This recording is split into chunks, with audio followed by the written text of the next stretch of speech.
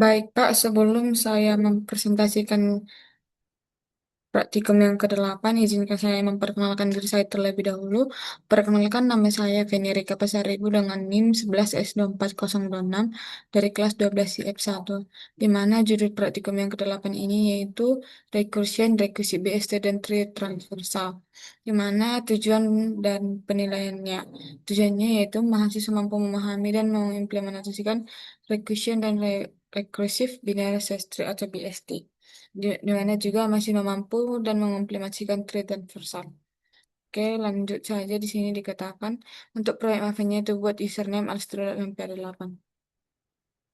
Oke, untuk aktivitas praktikumnya itu ada recursion atau mana sini rekursif adalah sebuah konsep di mana sebuah fungsi memang dirinya sendiri untuk menyelesaikan suatu masalah.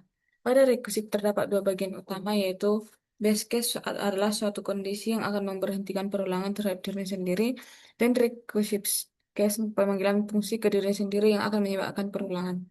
Di mana di sini ada call stack di mana dikatakan di sini modifikasi kode ini dan ini adalah yang sudah saya masukkan ke Viscode dan ini untuk analisisnya yaitu kode program Costek dapat terdiri dari tiga metode yang saling memanggil secara berantai yaitu metode satu memanggil metode dua dan metode dua memanggil metode tiga.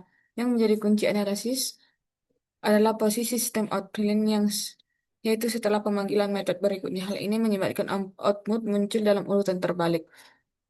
Di mana ini metode 3 metode is call, metode 2 metode is call, metode satu metode is call. Terjadi karena Java menggunakan call stack atau LIFO yaitu last in first out. Ketika metode satu dipanggil, ia langsung memanggil metode 2 sebelum mencet apapun, begitu seterusnya hingga metode 3. Output muncul dipindahkan ke sebelum pemanggilan output akan berurutan normal metode satu metode 2 dan metode 3. Oke, lanjut ke sini modifikasi kode program berikut main Java-nya ini yang sudah saya masukkan ke Viscode dan analisisnya yaitu kode main Java hanya berisi satu baris pemanggilan kali start metode siapa di dalam main. Ini menunjukkan bahwa app bertindak sebagai entry point yang mendeklarasikan eksekusi ke kelas call stack. Ketika program misalkan metode satu dipanggil dan memicu rangkaian pemanggilan berantai atau metode satu. Metode 2 sama metode 3 dengan output yang muncul terbalik karena print dieksekusi setelah metode berikutnya selesai atau preset LIFO pada stack. Ini adalah hasil dari keluaran dari code tadi Pak, yaitu metode 3 duluan baru metode 2 baru metode satu. Di sini output menunjukkan urutan metode 3, metode 2, dan metode satu karena cara kerja kerja call stack. Saat metode satu dipanggil, ia langsung memanggil metode 2 sebelum sempat mencetak. Setelah metode 2 memanggil metode 3 adalah yang pertama selesai karena tidak memanggil metode lain. Sehingga ia mencetak pesannya lebih dahulu. Setelah metode 3 selesai, stack frame-nya dilepas dan kontrol kembali ke metode 2 yang baru kemudian mencetak pesannya. Begitu seterusnya hingga metode satu. Inilah prinsip LIFO yaitu metode yang terakhir masuk ke stack adalah metode yang pertama keluar dan pertama mencetak output. Di mana sini katakan juga modifikasilah kembali output program berikut. Ini adalah code-nya Pak dan ini adalah setelah saya masukkan ke Viscode. Ini katakan jalankan kembali pada program dan analisis perbedaannya. Ini yang udah print setelah memanggil metode sebelum. Di mana untuk yang print sebelum ini, print diletakkan sebelum memanggil metode berikutnya, sehingga setiap metode mencetak pesannya lebih dahulu sebelum mendelegasikan ke metode berikutnya. Hasilnya, urutan output sesuai urutan pemanggilan. Kesimpulannya, perubahan output ini membuktikan bahwa posisi statement println relatif terhadap pemanggilan metode. Sangat menentukan urutan persekusi. Versi satu mencerminkan sifat lima dan scroll stack, sedangkan versi 2 mengikuti jalur eksekusi secara sekuensial dari atas ke bawah. Di mana di sini adalah faktorial untuk faktorial.java. Ini adalah code-nya. Di mana di sini fungsi faktorial integer n menggunakan rekursi dengan dua bagian utama yaitu base case dan recursive case. Ini untuk main Java-nya Pak dan ini untuk code-nya. Dan ini menjalankan kode yaitu 5 faktorial sama dengan 120. Di mana program memanggil faktorial 5 dan menyimpan hasilnya Pak di variabel mathfact. Lalu mencetak 5 faktor sama dengan 120. Output 120 dihasilkan dari progres rekursi yang mengalihkan 5 kali 4 kali 3 kali 2 kali 1. Di mana di sini setiap pemanggilan rekursif mengurangi nilai n sebesar 1 hingga mencapai base n lebih kecil atau sama dengan satu yang mengembalikan satu.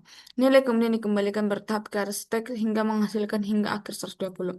Ini membuktikan bahwa fungsi rekursit faktorial bekerja dengan benar sesuai dengan definisi matematis n faktorial sama dengan n kali n kurang satu faktorial, yaitu recursive binary search tree atau REBST. Contents-nya, salin kelas binary ini lalu masukkan ke praktikum 5 ke proyek makin ke praktikum 5 ke proyek makin praktikum 8. Oke, ini adalah code-codenya, Pak. R content ada R insert, R remove, import tree, dan invalid BST. Ini adalah analisisnya dan ini untuk insert.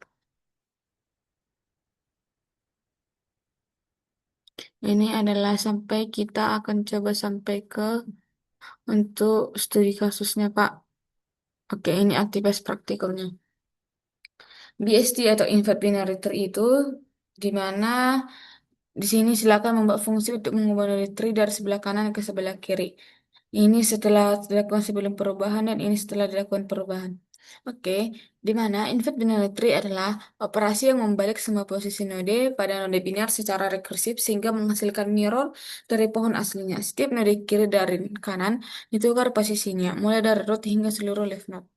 Ini adalah untuk kode di recursive BST-nya, Pak. Ini untuk kode di app.java-nya. Dan ini adalah outputnya. Di mana di sini BFS sebelum import 47217618215282. Di FPS-nya setelah import 47762182522718. Di mana di sini dikatakan fungsi input tree membalik seluruh pohon secara rekursif dengan menukar posisi anak kiri dan kanan setiap node menggunakan variabel temp. Best case terjadi ketika node bernilai nol sehingga rekursi berhenti. Setelah menukar kiri dan kanan, fungsi memanggil dirinya sendiri ke subtree dan kanan yang telah diukur untuk memastikan seluruh label pohon ikut terbalik. Terbukti dari output BFS, seluruh input urutan labelnya adalah 4721761818275282 dan setelah import menjadi 47762182522718. Node 21 yang semula di kiri root berpindah ke kanan, dan 76 yang semula di kanan berpindah ke kiri. Hal yang sama terjadi pada seluruh level di bawahnya. Untuk valid BST, implementasikan metode boolean is valid BST untuk memeriksa apakah suatu binary tree merupakan binary set tree yang valid.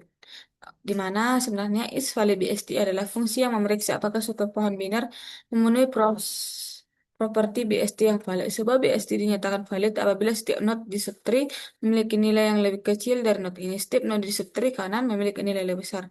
Dan kedua subtree juga merupakan BST yang valid. Ini adalah kode di rekursi BST.java di app.java dan ini adalah outputnya. Ini BST valid sebelum import itu true, BST valid setelah diubah paksa menjadi false. Di mana fungsi isPalet BST menggunakan tindakan yang rekursif dengan meneruskan batas minimum atau minimum dan batas maksimum atau max ke setiap node. Setiap node diperiksa apakah nilainya berada dalam rentang minimum max. Balik jika tidak, fungsi langsung return false.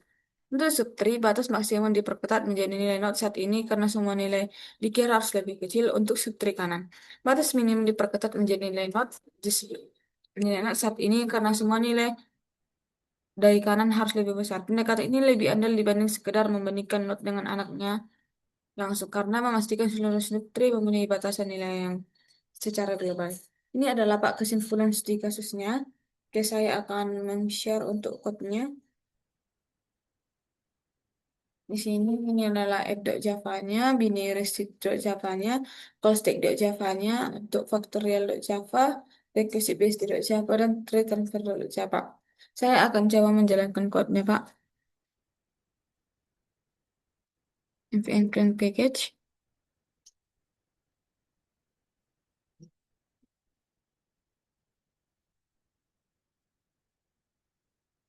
Nah, buat sukses setelah MVN Clean Package itu sukses, kita bisa menjalankan jar-nya.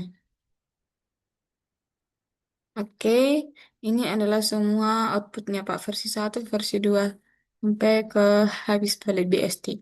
Baik Pak, saya rasa itu yang dapat saya jelaskan. Maaf jika ada kesalahan karena saya masih dalam tahap belajar.